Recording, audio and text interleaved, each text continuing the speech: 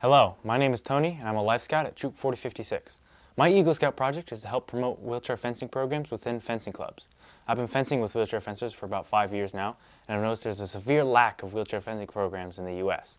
This video is part of a series that will give expertise and resources to help fencing club owners make their own wheelchair fencing program. As an able-bodied fencer, I've benefited greatly from fencing with wheelchair fencers, and I encourage everyone to support Paralympic and integrated programs within the community. Thank you again for supporting wheelchair fencing.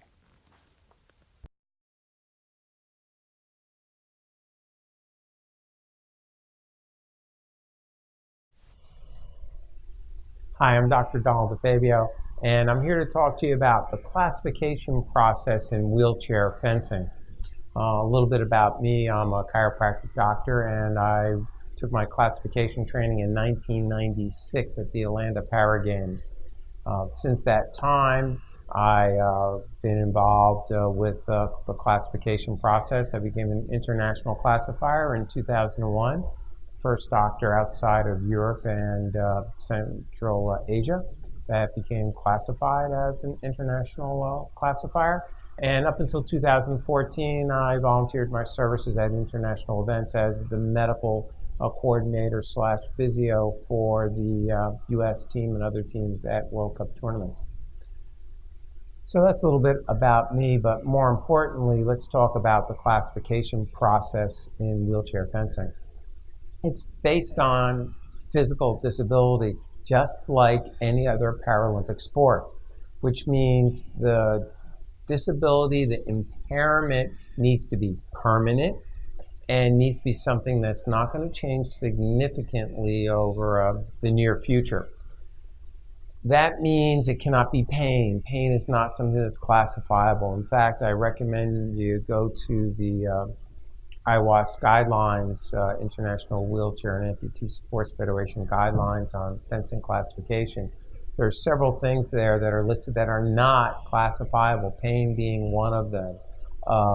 Weakness alone may not be classifiable. Cardiovascular problems may not be classifiable. So there's a whole list of them. What is classifiable and what you have to think about with your fencers is, are they unable to compete standing up with able-bodied fencers because of a movement or functional problem with their lower extremities? If you're seeing that, they're definitely going to be able to be classified, all right, or compete in wheelchair fencing. It'd be very unusual for a fencer to have a problem with their hand that prevents them from fencing able body and not have a problem in their lower extremity, but if you see that, that's a possibility as well. The minimum amount of dysfunction that an athlete needs to have would be equivalent to having no foot, like an amputation at the foot. They had a prosthesis there at the ankle or foot, all right? So they couldn't move on the strip appropriately. When an athlete's examined or to get classified, they're scored and they're rated, and they're going to be given a score in what's called a functional class and a competitive class. I'm going to keep it real simple.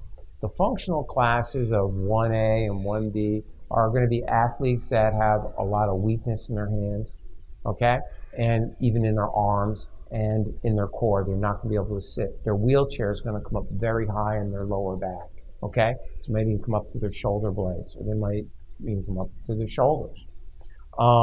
That's going to be a competitive class C, but a functional class 1A or B. The bottom line is no hand strength, very little arm strength. They can't sit at all. Quadriplegics, paraplegics, very involved cerebral palsy. But all you need to know is they can't go up and down a strip, and they can't compete able-bodied. That's what you need to know as a coach. The next class is going to be athletes that have a spinal dysfunction in what's called the T1 to T9 range, upper to mid-back, all right? And either they can't walk at all, they're a complete paraplegic, or they can just walk a little bit. Hands are okay, arms are okay, but their wheelchair that they use is going to come up relatively high on their back as well. It's not going to be real low. It's going to come up to about their shoulder blades, okay? They can't sit unsupported very well at all. That's going to be the competitive class B. The next two functional classes, 3 and 4, are both considered competitive class A. Some of those athletes can walk, all right, where they're only going to have a problem with one leg. Some of those athletes won't be able to walk at all, and they'll be a paraplegic but very low. They call that lumbar L1 to L4, all right? They may not be able to walk. They may need a wheelchair, but the back on their wheelchair will be very low. They'll have pretty good sitting balance. So that would be your competitive class 4. What I've been talking about visually is your class 1A, 1B. Their wheelchair is going to be very high because they're not going to have any back support. Your class Bs, your 2s rather, competitive class B is going to be at about that height. So they're going to be sitting here, but they can't sit up by themselves. Your 3s and 4s are your competitive class A's. They're going to be able to sit up pretty well. Their wheelchair is only going to come up maybe to the small of their lower back. They're going to be able to have pretty good stability with or without their legs. So that's the brief way of looking at it as a coach. Now, there are some other concerns that a coach may have. First of all, these athletes can get overheated pretty easily, so make sure they stay hydrated, okay? Temperature regulation can be a problem. Most of the times they get overheated, but every athlete's a little bit different. If they have a spinal lesion above, the mid back or the lower back, sometimes can affect the digestion. So traveling, digesting foods, they may have some certain dietary concerns and things like that. All right.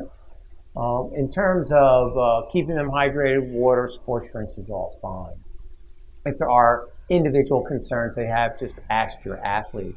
But they are like most athletes. They want to train hard, and you can, push them. Just listen to, the athlete, of course, because everybody has their own special concerns. Wheelchair fencing is a great sport. It's been a pleasure to be involved with it over 20 years now, and I hope it continues to grow and prosper, and I want to thank you for your time and dedication to the sport as well. I'm Dr. Donald DeFabio, and hopefully this video has been of interest and you get some good information out of it. Have a great day.